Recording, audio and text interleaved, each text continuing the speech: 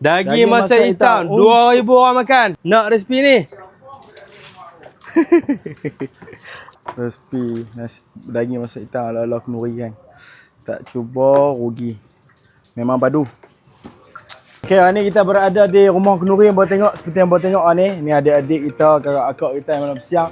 Hari ni kita ada chef. Legendary punya chef. Nombor 1 Penang. Ni kita nak buat daging masak hitam untuk 2,000 orang. Kita masukkan ni rempah dia. Untuk daging masak hitam. Sabuk cili 2 kilo. Dan ni kita masukkan rempah kari daging 3 kilo. 3 kilo. Kemudian jintan manis setengah kilo. Jintan manis setengah kilo. Ni kalau apa nak tahu, chef kita ni dia tak pakai sembarang Ajinomoto, kehandal lah. Kalau saya pun tak ada lawan ya. Ni apa? Jintan putih. Jintan putih setengah kilo. Setengah kilo Pak Long. Sabuk kunyit setengah kilo. Daging masak hitam. Legend ya. Buat ini. Okey, garam masala 600 gram. Garam masala. Untuk 2,000 orang. Daging kita 200 kilo main daging untuk 2,000 orang. Oh, 200 kilo Pak Long. Garam masala sudah masuk. Sudah turun garam masala. Dia rempah leh tak apa. Saya haru boleh Dekat dengan rumah.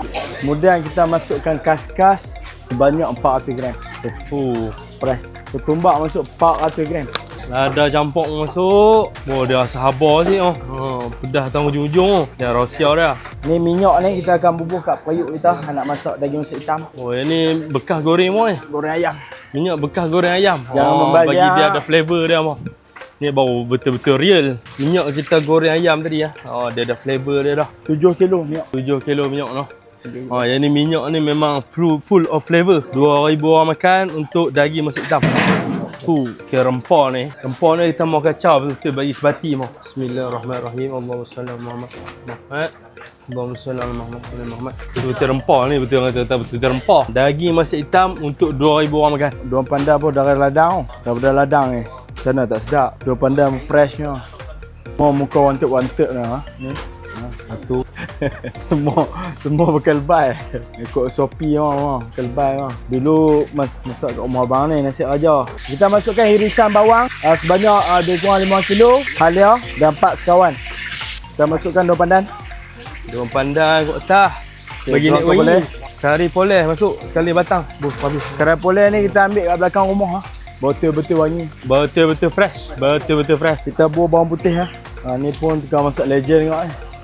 Kan besar-besar Masuk kok kampung Kau pandai